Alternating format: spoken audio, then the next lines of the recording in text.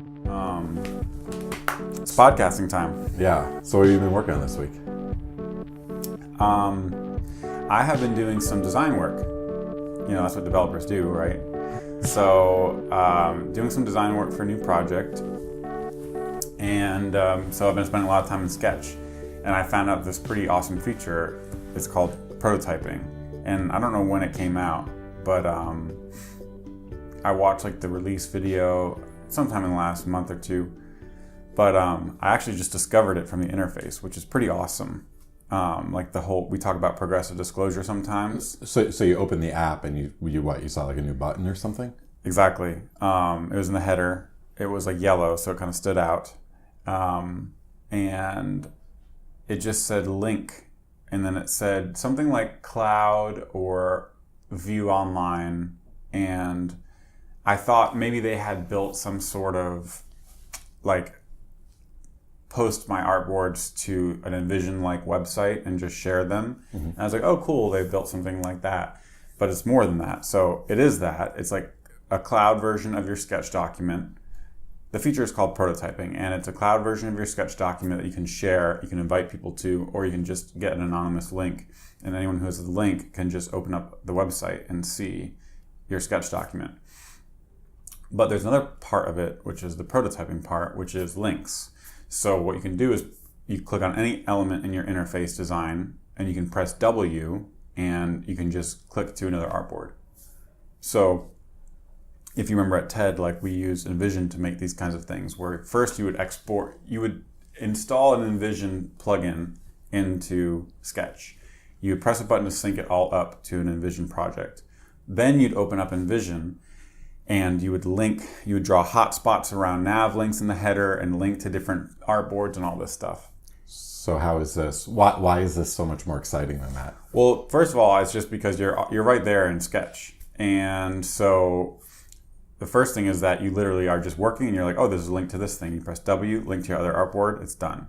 So it's just, you don't break the train. You don't interrupt your flow. There's not two tools. Not two tools. Second thing that's cool is that it all works across symbols in Sketch. And so for folks who don't know, symbols in Sketch are reusable bits. They're kind of like Ember components. I was going to say, reusable bits, what does that sound like? Yeah, exactly. I think that's the best way. I don't know Sketch that well, and that's exactly how I think of symbols. They're right. Components. Right, so if you were making a nav header inside of your Ember app, you would have link tos in there, right? You would put links, and you would just have this header nav link to this other part of your app, this other route. So it basically works the same way. So Sketch has replaced Ember components and Ember link tos. And Envision. But no, I'm just thinking about this from an Ember developer. Yes. They've replaced link tos and they've replaced components. Exactly. So how long, maybe in a few more years, I'll be able to build my whole Ember app with just using Sketch? So that was my thought. So right, just to finish the thought, the symbols in Sketch are like components. So what I was doing was I was making a header for this app, and I was linking, roster to the roster page, members to the members page. And then what I did was I took the header and I created a symbol from it, and all the links remained intact.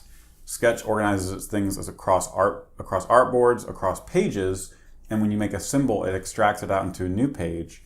But when I went to that completely separate page, I saw little yellow lines indicating the links were preserved. Then I started reusing that symbol in all my different artboards, and I clicked preview, which pulled up the prototype, and all the links still worked. So that was really cool. I feel I'm having a little trouble following just because I'm not that familiar with Sketch. So I'm hearing a lot of like symbols, artboards, right, pages. Like I don't have a mental map for these things. A page, yeah. I guess the idea with organization is that a page would be like the checkout page, and then in that page you'd have all the states that page can be in. So like, empty form, valid credit card, you would build all the different states of that page in different artboards. So I was working on... Artboards are like mock-ups of the various states of my pages? Exactly. But it's pretty flexible. So I was just using one page grouping to make a bunch of different artboards for all the different routes of the app. Point being that the links were preserved as I was kind of reorganizing things and extracting them into symbols, which was really cool. Like I just didn't know if that was going to work. Because like in Vision, when you do those hotspots and then you add links to them, it ends up being brittle because you change the designs a lot. The really cool thing about this is that it's linked to the actual... Yeah, isn't there a way in like HTML you can do like a link map where you say like this part of this HTML object, like this image is a link. Huh. So you can draw like coordinates around it. I think you... So when I think of the Envision model, that's what I think of. But they just have pictures, I think. Yeah. You can do this. So I like way back when you could design websites where you upload a whole image and you just make little hotspots on that image. So if that part moves, if that part moves, you got to update the map. So, sounds painful. Yes, and that's what the Envision thing is reminding me of. Yeah. So anyways, it's really cool. It's really fast. Literally just W. I'm linking all over the place like a maniac. And then I'm clicking preview, sending a link of this thing to the client, and they're clicking through it. And it's almost, I mean, I was showing you it and you were kind of like, is that the app? Like there was a second where you actually thought I was navigating the real application. Yeah, it looks just like a real app. Because I'm just clicking around, there's active states and everything. And it didn't take me that long. And it's kind of like, I'm sitting there using this thing and I'm like, I don't ever want to write code again. Like this is how I want to build this stuff. I think it maps it maps really well to like how you're thinking, right? So you're thinking, what is this app going to look like? Yeah. And you prototype something. You're not thinking about the server. You're not thinking about validations. Right. So yeah, I think like these tools are awesome. Yeah. The other thing I thought was like, so this is an extension of a project we worked on last year, and that project is being used right now. And that project has a bunch of components in it, you know, buttons in different states, tables. And of course, you know, when we start out in Sketch and then we end up building the thing in Ember, you know, the Ember components are at this point the source of truth for the app, right? They're what's being rendered. So anything that was in Sketch in an old version of the document is out of sync. And we like using Sketch for like fast prototyping, but then we're quick in Ember as well. Since we both know Ember, we just like to get into the code there pretty quickly. But I was just thinking, like, what if there was a way where, and I know React has a tool like this where you can have your React components rendered to Sketch. I've always wished it was the other way, where you have your Sketch file as the master, and somehow that's the tool where you start, and that gives you like auto-generated components in your app. Now with this, are you thinking, you know, like Ember developers are gonna get started, they're gonna start writing code, they're gonna create a bunch of actions, basically gonna do a bunch of JavaScript-y stuff. Does that like end up back in Sketch in this tool that you're imagining?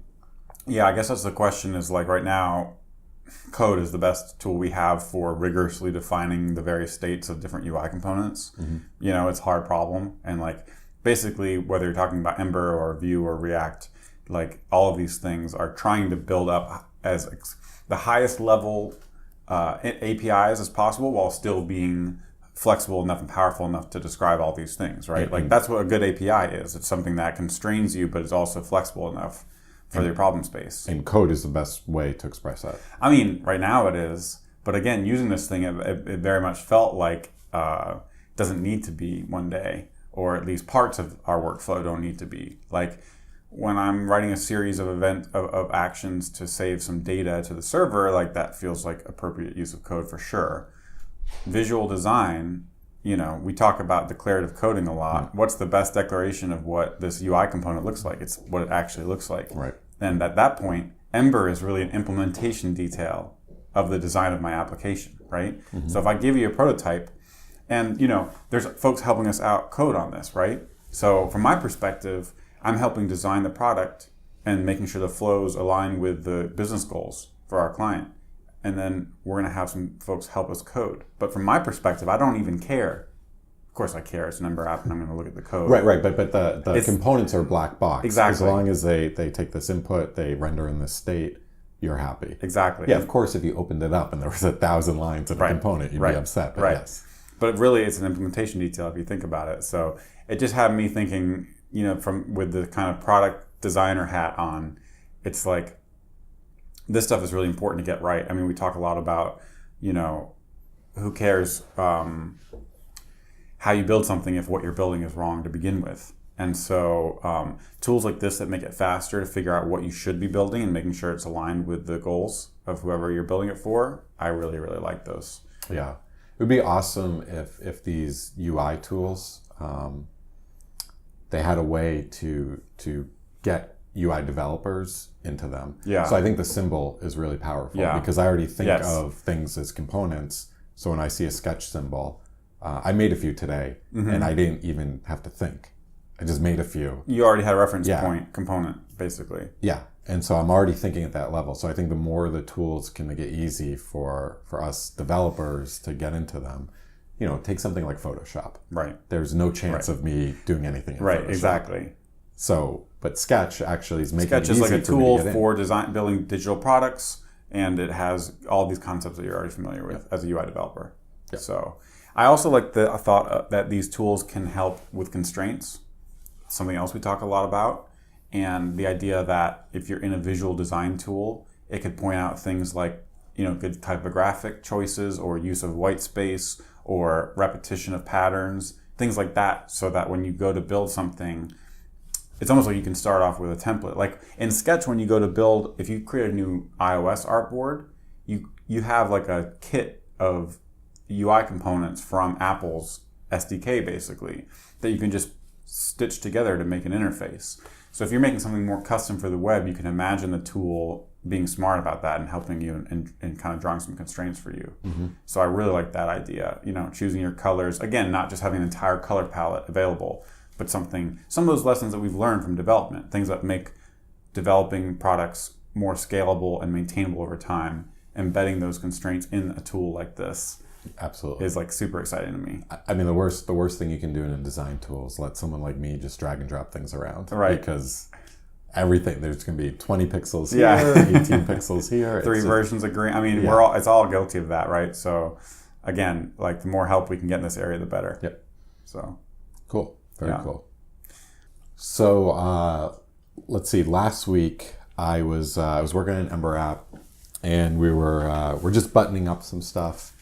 And there's a few issues on Internet Explorer 11, and like most, I shouldn't even say like most. You and I, and the people that we work with all develop on Mac. Yeah. And we all use Chrome. I guess he uses Safari, but everyone else uses Chrome. When we Take your browser judgments elsewhere, please. When we see, like UI bugs, we're kind of all seeing it in Chrome. We get a fix for Chrome. And then sort of like when we get ready to release the product, we're kind of like, okay, let's go check and make sure it works in Firefox and Internet Explorer. Right. And we're not doing anything too crazy. We're using, web standards and all this stuff that we expect to work. So we know that maybe some tweaking is needed. Maybe there's like one or two like WebKit prefixes we need to get it rendering right in Safari. But for the most part, it's going to work in all these browsers. Mm-hmm. So that's what I was doing last week, is I was buttoning up a bunch of CSS and HTML bugs in Internet Explorer 11. And I started running, there's like these Windows virtual machines you can get. You install them on your computer, you open them with VirtualBox, and it gives you IE 11. And Do you have to boot into them? You don't boot into them. You can run them from OS X? You run them from OS X. They're slow. They're you have to install these like guest edition tools on them to get them working. The development experience, it's fine. It's fine if you want to go and just be like, oh, is the site working? Yep, it works. They're perfect for that. Yeah. If you like go to the site, it doesn't look right, and you don't know why it doesn't look right, the experience is pretty awful. Yeah. You're like alt-tabbing into this VM, doing stuff in there, alt-tabbing out, trying to fix it in your development environment. It's just brutal. Right.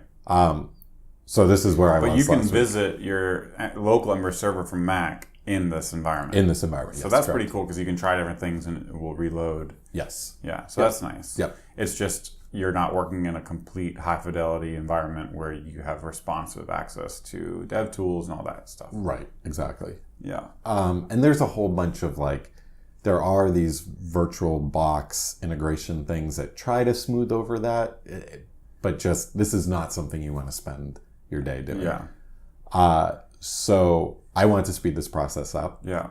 And I was exploring options for, okay, how is someone that only uses a Mac, how do they develop on Windows? Yeah, if they had to deal with this on a day-to-day basis. Yeah, and I think it's good. Like, I think it's that, we as Ember developers should make sure that our apps work in Microsoft browsers. Yeah. So the first thought was buy a Windows computer. Yep. Just buy a nice, the Surface Book. Have it in the office. Have it in the office. It has specs that are comparable to the MacBook Pro, so you can get these things with 16 gigs of RAM and all these goodies. And they're modern. They're like USB-C, all this great stuff. Mm-hmm. The problem is they're expensive. Mm-hmm. So for a computer that I'm going to use, once every 2 months, right. I don't really want to spend $2,500, $3,000 for it. So then thought 2 was look at some way to like boot into Windows from my Mac. So still be able to use all the hardware on my Mac, have like a fast computer, use like Parallels or Boot Camp, and install Windows on my machine. Mm-hmm. And then I found this third option it's called Amazon Workspaces. And they give you a virtual machine that has Windows 10 installed on it. And they give you this software that you use to log into it. So it's this little client. You log into it and your machine just pops up. Do you think there's someone at Amazon who's sitting there setting these things up for everyone? Yes. Yes.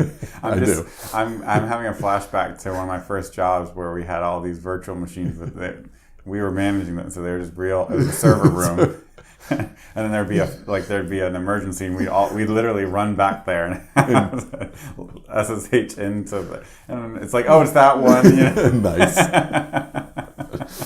It's true. So this is like not that long ago. You have this client. You log in. You see the window. You see the Windows desktop. It's that one over there. It's the red one. It's blinking. Oh, it has something to do with the smoke that's coming out of it. It's a Windows machine. Smoke always comes out of it. Right, exactly. So you can log in. It's fast. These things are like this. The one that we're using is 16 gigs of memory. It has like 4 or 8 CPUs. So it feels fast. It's still over the network, so it's a little laggy. But there's some like optimizations they do.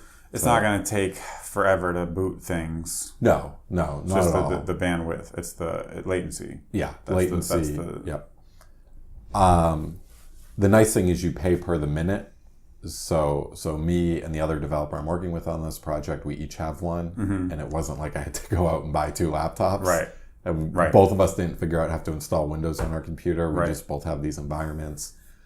You can run Ember CLI on these things. Mm. So you do get that Windows development experience. And we've talked about this before. It's like when we make Ember add-ons. Yeah, because we have add-ons that we've found out at work very on Windows. Convenient times that they did not work in Windows. So this gives you that Ember developer experience on Windows. So it also gives you IE, but you can develop on Windows. That's awesome. What's it called again? Amazon Workspaces. And so this is what you would recommend. Absolutely. Like if we wanted to see what the experience of using Tailwind is like from the ground up on a Windows machine, yes. You would do this. Yeah, absolutely. When I'm done, I just close the little client. Yep. The billing stops. Yep. So I'm not being charged. And then the next day when I need to log in, I reopen the client and it just opens up and my desktop is still there untouched. So it's stateful. Yep.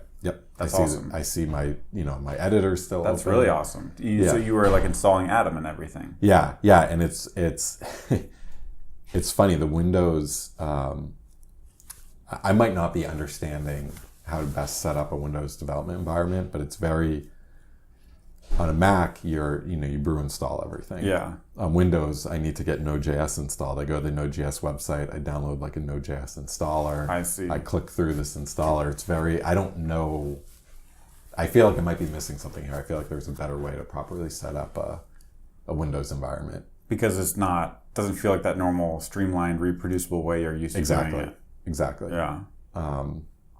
Yeah, exactly. But it's still I'm so happy I found this. Yeah. Compared to all the other ways I was looking at developing on Windows. Yeah. Now, if you could snap your fingers and cost wasn't an issue, it'd still be nice to have a machine like in the office, let's say. Or is actually this even preferred to that?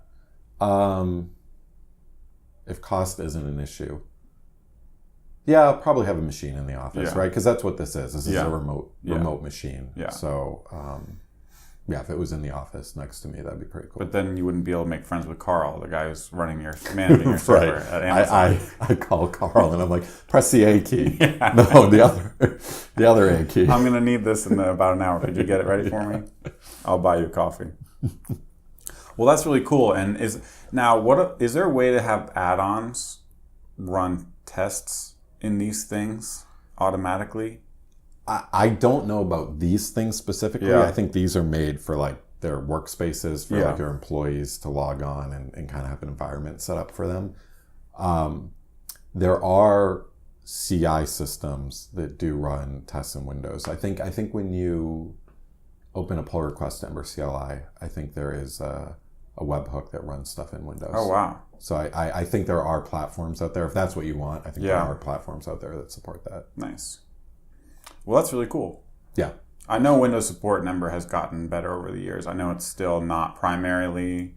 I don't think it's good. Okay. I know there are tricks you can do, like you can install this bash Windows, the Windows Linux subshell system. Okay. And that supposedly speeds things up. So you like open command prompt and you have a Ubuntu instance backing it. Mm-hmm. On the Windows version that I'm using, I don't have access to that. So it's one version behind when they released, when Microsoft released this feature. And then folks that we work with, they have older Windows versions as well. So they don't have access to this. And it's a worse experience. It takes a while it takes a minute or two to run Ember CLI, and the live reload is not as fast. And the documentation out there is you kind of poke around and try things out and see if they work. So it's not, you can tell that tools like Ember CLI are made for these Linux and Mac environments. Right. So yeah. Right. But that's good to know though. And I think automation is the answer in terms of helping broaden support for things like add-ons that people like you and I write, because it's really easy for us to be in our little worlds. And if we're not working with people who are using Windows, I mean, of course, we can make deliberate effort to do this, and we should, but I think the better answer is to make it easy and automatic so people won't even have to make that choice. You want fast feedback loops. Yes. So yes, yeah. So let's see. Also last week, I was... there's a little story here. Does it involve broken deploy? Yeah. Broken build. Broken build. Not broken deploy. Okay, that's good. That's good. Yeah. Well, when I break things, I just like to go big or You go go all the way. Yeah. See, I'm working myself up. So you'll get there one day. Yeah. A few, I don't know, weeks ago, I opened a pull request to an Ember add-on to fix a bug that we were experiencing in our app. And the pull request fixed it, and it wasn't ready to be merged. This is like a big Ember project with lots of movement going on, so we couldn't just merge it. So what happened was I, in the package.json file, just linked to my branch so that we were getting my bug fix in the app. Everything worked. And your branch was on GitHub? On GitHub, yeah. Right. So then last week, we got this. If we were in front of a live class right now, I would ask students, what do you think happened next? Yeah. See if anyone can guess where this is going. So last week, we were ready to merge my pull request this was in Ember Data. So we were ready to merge this bug fix into Ember Data. But it had been a few weeks. So we wanted to rebase my branch and then just get a nice clean merge into Ember Data. Super easy. Did that in about 5 minutes. Pushed my code back up to GitHub, rebased, merged into Ember Data. Everyone's happy. Yep. And then a few hours later, I got a message that, hey, the app won't build. And this is because we were referencing a branch. We were referencing a branch in a SHA, a specific SHA. I found this is better with NPM to reference specific SHAs. Okay. If you reference branches, it's easy to get two people to get two installs. Okay. So we're referencing a specific SHA. So you can do like Ryan Toast / Ember data hash. Exactly. What? SHA. SHA. Okay, but the SHA. Okay, so the SHA. So you actually weren't referencing a branch. You were referencing a SHA. I forget. Happened to be not in master. I forget in this case. I think in this case we were referencing the SHA. Okay. Okay. I'm fuzzy on the details, okay. But yeah, I think we were referencing the SHA because I did a rebase and just pushed my code back up to GitHub. So the that rebase SHA disappeared. Yeah. And then so now. So that's the important point, that the SHA disappeared. You basically rewrote history. Yeah. Because you did a rebase and then pushed. Yep. Force pushed. Push with lease. But that's a force push. Yeah. Sounds nicer. Yeah. Yes. Rewrote history. Rewrote history, yes. Right, yep. right. So, yeah, I think if you've been using Git for a couple of years, that's what you do. You've probably, someone has done this, or a coworker. You've done this, someone you know has done this. It happens. Right. So now I didn't know what to do to fix this, because now it had been a few weeks of Ember data development. And so you didn't know. So did I just point at my latest new SHA? But then that has the last few weeks of all this. Right. So there is a SHA at this point in master that contains your fix, but it also contains a bunch of other commits. 3 other weeks worth of, or maybe it was 6 other weeks worth of stuff. Yeah, exactly. Right. So is that going to work in this app? Is that going to introduce some other bug? Right. I didn't know what to do here. And you didn't necessarily were in a position where you had time to make sure it worked with that SHA. Yeah, no, someone was trying to build the app. Right. Someone was trying to build the app. They don't. Yeah. So So what'd you do? What we did is we pointed at the master version of Ember data at that point, and luckily that ended up working. Right. It had only been a few weeks. Imagine if it had been 9 months. Right. 6 months. Yeah, it would have probably not worked. Right. So my question was given that I'm going to do this, I'm going to need to do PRs. Yeah, you're going to be in a spot. It's reasonable to expect you're going to be in a spot where you don't want to be blocked by a project that you might not even own or run. And all you need is a fix, and you're reasonably confident your fix is going to end up in master at some point, but you don't want to get blocked. So what do you do? Yeah, what do you do there? So, so what do you do there? So, what I've done in the past is to use git tag. And what git tag does when you create a tag, which normally I would only do if I was developing an add-on and bumping the version, because the way when you run, npm version, it changes the version number in package.json, and then it creates a git tag. And those are usually called v0.1.1, v0.1.2. That integrates with GitHub's whole release system. That's how it works. But it turns out that tags are also immutable references in their tree-ishes, or whatever they call them, in Git storage.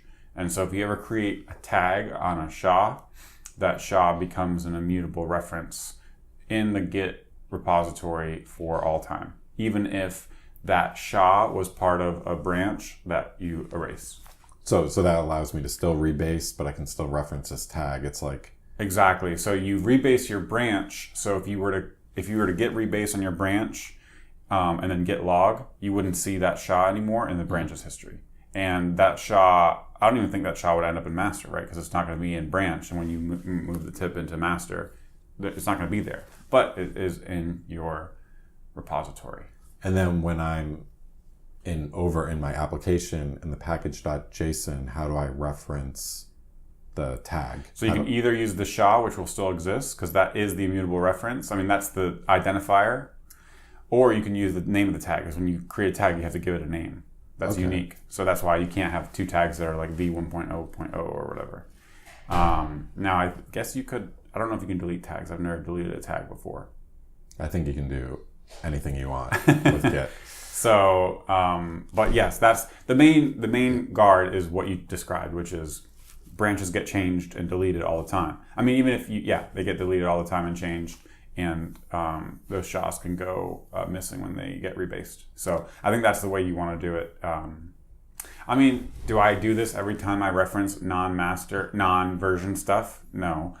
I reference branches, which is not safe because those can get deleted. Or SHAs, like you said, is probably a little more safe. Tag's not a bad idea if it's going to be more than a week or two. That's the thing. Well, I knew. I mean, this was a PR to Ember data. I know Right. It's Right. a couple weeks. It could take a while. Yeah. Right. Something like that, a tag is like, why not? And just make it a throwaway name. Something that makes sense to you, but also is not, again, it's not as official as like a version or something like that. It's just a fix. So yeah, I think that's a good tool to have in your back pocket. Yeah, for sure. Definitely. I think I will do this next time just to go through the process. You don't want anyone else to be in a position where you're sleeping and they can't build the app.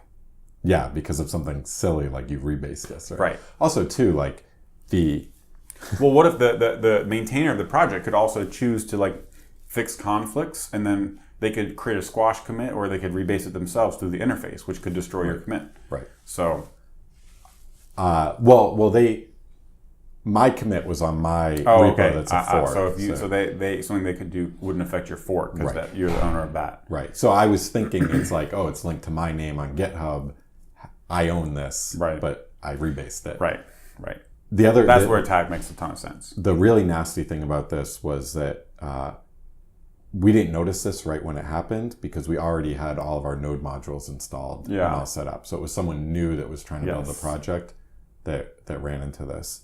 And I think we had also, we did a cache clear on CI and we immediately saw it. Yeah. That's well, caching is one of the hard problems. One of the hard problems. It's funny how often that comes up, right? Yeah. Cool. Right. So we've got some questions from the community here. And so let's run through these before we finish out this episode. First one is from Martin in Slack. He asked, with the latest router service, it's possible to transition to another page from everywhere in the code. Before, we created specific actions in the route just to transition to another page.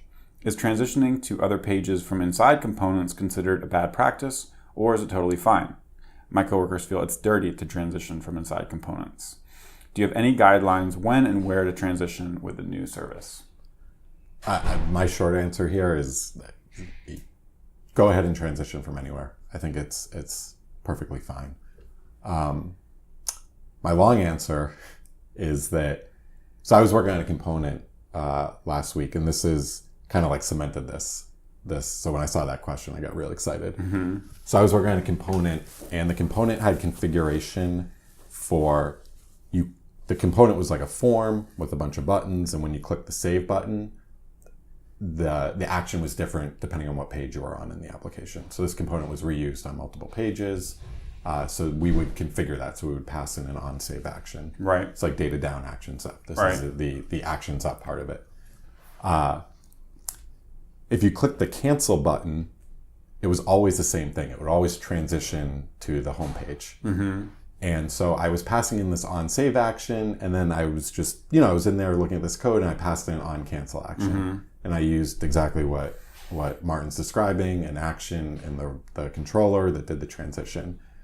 And I sort of realized, like, after putting this component on multiple pages, I was like, okay, this is always the same. So why am I making it configurable? Mm-hmm. But then there was like another thing is I don't want other developers to see on cancel, because that's going to signal to them that they can provide their own on cancel action. But the business rules, the proper way to use this UI piece of the UI, the business is for that rules button to go to the home. The business rules said anytime, anywhere the person clicks the cancel button, it should go to the home page. Right. So you don't want other developers to see an on cancel thing, because that sends them a signal saying, hey, this allows you to do different things on cancel. Right.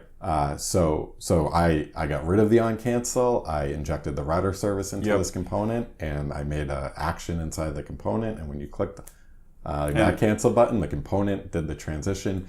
And yeah, it feels weird. It feels like you have this nice, tight little component, and then all of a sudden it's like, boom, reaching in the router, moving the page. But I think that's right.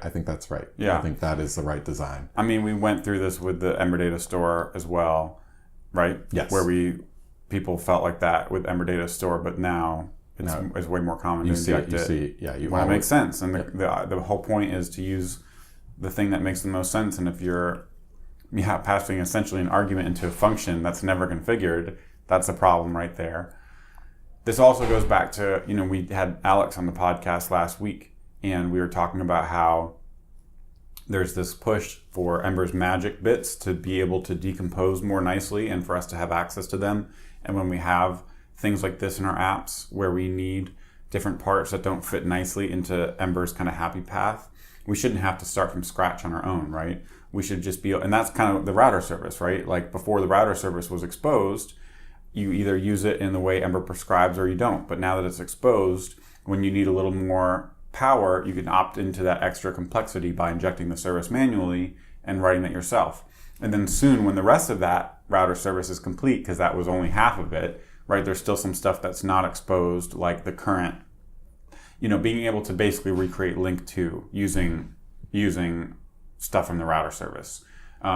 That's not there yet. So link to is still in that spot where it's all magic or zero magic. Mm-hmm. So you either use link to and you get it working right, or if you want something that does that yourself, you're basically on your own. Yeah, I think it's very hard to subclass that and make it work right. Yeah, we were in this spot and we used like ref2 and a whole bunch. Yes. We ended up writing a lot of code. Yes, but all you want is something basically like a yielded component that yields out active state. And that you could rebuild. Yes. You could rebuild link to, yes. Exactly. So I think that's in the spirit of Ember these days. I think that's the direction of the core team. So I think it's okay to transition. Also, you can put a link to in the template of a component. Yes. So components can already transition the router. They just do it via a component that they're invoking. I really like that you brought up the store because we used to think it was like, oh, you shouldn't inject the store. Yeah, it's dirty to inject the store. And now we're just like, yeah, throw the store in that component. Yes. And this is how, exactly. This is a router service. Yeah.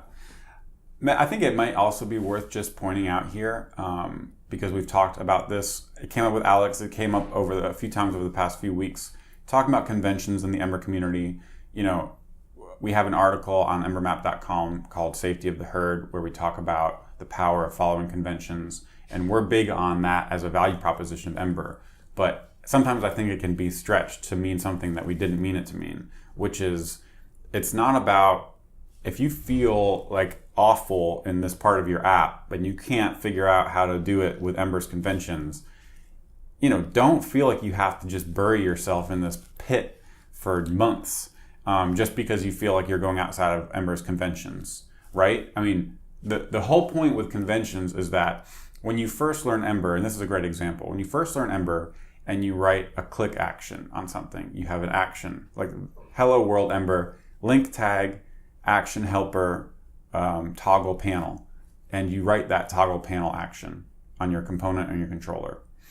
The first thing that someone who has not used like a framework like this, especially was true like 3 years ago, is that why don't I have the argument, the event from the DOM as a parameter to that function, right? Mm-hmm. And there's an answer for that. The answer is that Ember is trying to teach you to use declared state and to toggle things and render from that instead of being imperatively doing DOM manipulation, right? Because if you could have that event, you could just read from the DOM. See where the click was. Exactly. Yep. And so instead, once you learn to pull the state out of the DOM, put it on your component or controller, you're learning Ember. You're learning good patterns that Ember is nudging you towards. That's the convention argument. If you're a professional Ember developer and you're in an app where everything takes an action for no good reason, it's okay to question that and to think about better patterns for that, right? Yeah. And going back to the article, the Safety of the Herd article, it's not to tell you that you should only be using conventions. It's to tell you that when you use conventions, you're going to have this nice path that other people are walking down. But there are definitely spots, like Ember isn't perfect. There are definitely spots you get into where like the conventions just do not work. Right. And yeah, if you're having trouble and a convention isn't working, like using that convention isn't going to make your job easier. So it's time to experiment. It's time to experiment. Yeah, time to buckle down and think of some good patterns that work for your app. And then that's where a lot of good add-ons come from, right? Things that, because Ember can't be a general framework that solves every single use case for every single application. It gets 80 to 90% of every app. And then there's always that 5 to 10% or whatever that you need to come up with solutions for yourself and hopefully upstream them back into the community. So I just wanted to mention that kind of while we were talking about this. This question is from Keystone Lemur on Twitter. Can you use Mirage for other applications as well? For example, Rails apps with the same API dependencies as Ember. So when we first read this, I was like, what does this person mean? But once we kind of thought about it, we were saying, right, sometimes you write a server that needs to talk to another server in the same way that we write an Ember app that needs to talk to a server. And when you use something like Mirage, you are mocking out that as a seam. That's a contract that your Ember app depends on, and Mirage provides you with a fake server. So if I was writing a server that needed to talk to another server, that's kind of the same seam. So shouldn't I be able to use something like Mirage for that? So look at okay. So what do you think about that? Well, I mean, first of all, I would defer to the person that wrote Mirage. So first of all, Mirage is not designed for that at all. I mean, people can and have used Mirage for things it wasn't designed for. So it is a way to make a HTTP mock server or just Pretender, right? These are both things. They're designed to run in the browser, and they don't. Right now, they work in a browser. They don't respond to true HTTP requests. But I think you had something insightful to say. Yeah, I kind of went back to my experience with, okay, I've written Rails apps that talk to other Rails apps, and how have I mocked that during tests? And some apps I've worked on, we use WebMock, which uses like the VCR strategy. So when you run your tests, the first request it makes goes through. So it actually makes a request to that remote server. And then it writes the response to a YAML file. And then next time you run your test, it just uses the response in the YAML file. And there's folks who do this for their normal Ember apps. Yep. So they don't use something like Pretender or Mirage. They actually just get the real responses from their servers. So this is where I would start. If I were doing that Rails communication, this is where I would start. I also started thinking about sort of what Rails gems have I used that solve this problem, that I don't feel like I have this problem. Because if I'm writing a Rails app and it's talking to Stripe, that's the same kind of problem. I'm making HTTP requests to a remote app. You're talking to another server, basically. Yeah. I don't own that server, but it's the same class of problem. Right. And for Ruby, Stripe has a Stripe mock library, and it mocks out the Stripe interface. And I think you can pin it to like certain API versions of Stripe, so you know that there's not a situation that comes up where you think you're mocking an API and Stripe changes it, and it turns out you have a brittle test because you're making too many assumptions. So I really like that development experience. So the idea there is I'm writing a Ruby gem that lets you integrate with Stripe, and I'm going to provide you with that integration and also a mocking integration of that. And so you're thinking at the integration point. You're not thinking about the HTTP, the fact that it's an HTTP request and response. So let's assume you have unlimited resources, which is very, very rare for developers, but you have unlimited resources, no time constraints, no pressure, and you have two Rails apps that are talking to each other. I would say have a gem that manages that communication, and then as part of that gem, provide the mocking layer. Right. So I'm responsible for the company's server in our organization, and it maintains a list of all the companies that we work with. And so if you're writing a Rails app that needs that list of companies, you're going to install a gem that lets you easily talk to my server, but also provides a way to mock. And so that way I'm responsible for the interfaces, and you can treat that as a black box from your perspective. So me as an app developer, I know that I can safely mock out your service because you've given me the tools. Yep. But the reality is people are writing servers and for internal use and different purposes and end up sharing data. I could use that data in your database over there. And so this is probably where the more realistic situation is, right? Yep. And so then it's kind of like I'm consuming this thing and I want to make sure my app works. Really the burden is on me to test this against the server somehow. And so that's where you can reach for the VCR thing. But that also, just like if you're using VCR with your actual server, with your Ember app, versus something like Mirage or Pretender, where you have more control over setting it up in different states. In VCR land, you can only set it up in the states in which you can put the actual server in before hitting the record button. You don't have the factories. Exactly. You don't have factories. It's not as easy. So there's trade-offs there. Yeah. And, the VCR stuff is a quick Band-Aid fix. Right. It's going to bite you at some point because your APIs are going to change and your VCR isn't going to know about it. Right. There is a future where Mirage ends up serving its request to Ember from the Express server in which Ember CLI runs. And at that point, Mirage is actually serving HTTP requests, and you could imagine using it for other purposes. So if I had 2 Rails servers, I could also spin up a Mirage server. Sure. Yeah. But, in terms of my idea for priorities for Mirage, it's always been about improving the development experience for Ember developers. But, again, like I've said, it's the core pieces of Mirage are not tied to Ember, and folks have used it in React projects and other projects. And so if you're audacious enough, you could make it do whatever you want. But I would say, yes, I would want, if I was in an organization with Rails servers talking to each other, I would want to see the kind of stuff we talked about as a solution for that. All right, last question is, can you talk about how to upgrade ember.js smoothly? I always have trouble bumping our Ember version, mainly I think due to some add-ons, but the error messages are not that useful, and that comes from Tanmians on Twitter. People are so creative with their Twitter names. Mine's just Sam Solkoff. Mine's Ryan Teo tweets. Oh, that's pretty good. Yeah. That's more clever than I think if you're like on a scale 1 to 10, you're a 1. I'm like a 1.2. Well, you have experience upgrading Ember apps. You've upgraded EmberMap a whole 5 or 6 times now. Yep. So we want to talk about the fact that Kelly Selden's project, Ember CLI Update, has now become the sanctioned way to update Ember CLI apps, which is awesome. So huge props to Kelly for his work on that. I know it's a lot of effort to get something like that. Something like that is fun to build. To bring it over the finish line and get it integrated with the community is tough. So I really want to call out that, because that tool is going to make our lives so much easier. And again, the fact that he dedicated himself to make sure it was going to become part of the ecosystem is really awesome. So props to Kelly for that. And that's kind of still, I think that's still in process of being integrated with all of the guides and all of the tooling, but I think it's pretty far along. Can you outline what that does? So basically it's an add-on I think it's going to be just included by default now, or maybe I'm not sure. I think it's just included by default or part of Ember CLI, but it's basically the way to upgrade Ember apps. And, we have a video on this.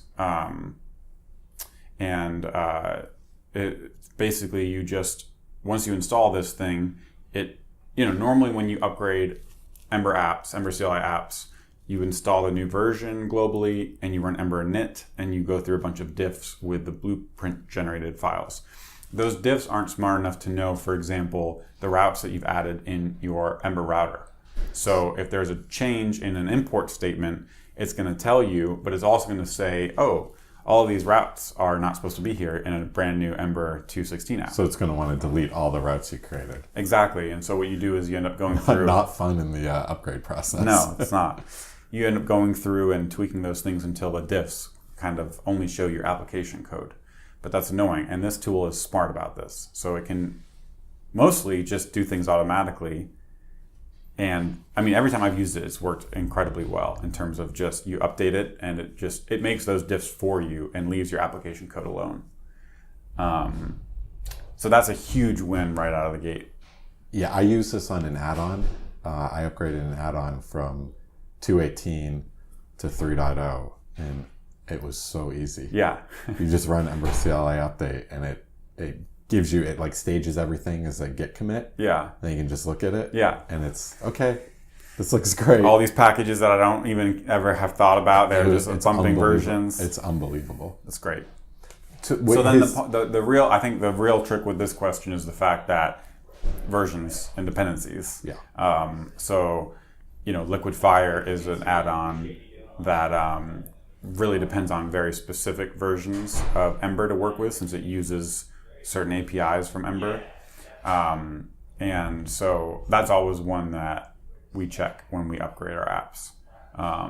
And so I think add-ons like that, I can see a future where there's better they better declare the versions that they work with, and so they would be able to let a tool like Ember CLI update know if they work with the thing you're trying to update to.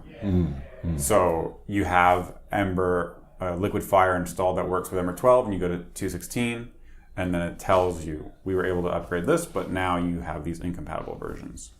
But we're not there right now today, so that's something that you need to work on yourself, basically. You know, when I've done this a few times, I find it better to just wait a couple months, and by then everyone's already opened pull requests. Everyone's already done the hard work. Right. Seriously, it's if I wait a few months, all these add-ons, they get these pull requests that make them work with the newest version of Ember. But someone has to do that for that to happen too. Apparently, it's not you. No, it is not me. No, it is. No, I've done this like once or twice. Sure, but you have to understand it's a risk when an Ember version comes out. You if you're going to snap upgrade to it, there's going to be bugs in add-ons that authors had never even considered or knew about. I mean, how could they? How could they?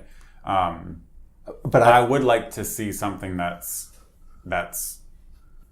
some declarative stuff that is metadata that's added to add-ons that lets authors specify which versions they expect of Ember they expect things to work with. I mean, they could even read that from the Ember try.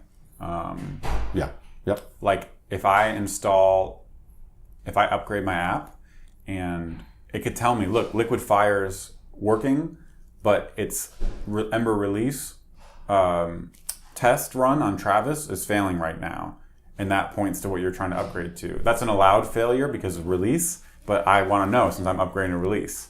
You know what I'm saying? So, I mean, yeah, I think that's there's some signaling there, right? Ember release and Ember beta and Ember Canary test runs on Travis is a great way for add-on authors to know if there's some things coming down the pipe that are going to affect their add-on. But they have to look at that and be aware of it, and it would be nice as an app developer to know if there's some problem areas there. Right. That'd be pretty cool. Some add-ons don't have a lot of traffic. They don't get a lot of pull requests, so they don't necessarily run every night on Travis. Right. So they might just not know. Right. That's true.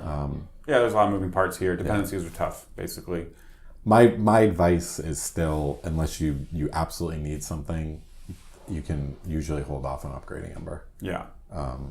Maybe that's a lame answer, but that's I think what you're saying is, if this person or someone in this situation feels like they're having a hard time with regular Ember upgrades, maybe it's because they're jumping the gun and doing them really early, because our upgrade experience typically with Ember is very smooth, right? Yes, yeah. So I think that's what you're saying, right? And it's usually, there is some add-on, like there is some cryptic message from an add-on when I'm doing the upgrade process, and the first thing I do is I go to that add-on's GitHub repo and I look at the tags and I see a couple new versions. Right. I look at the releases and I see, fix for 2.16, and then I just use that version. Right. And everything goes smoothly. Absolutely. And I'm not dismissing the point. I know that upgrading apps is hard. It's hard. Yep. Cool.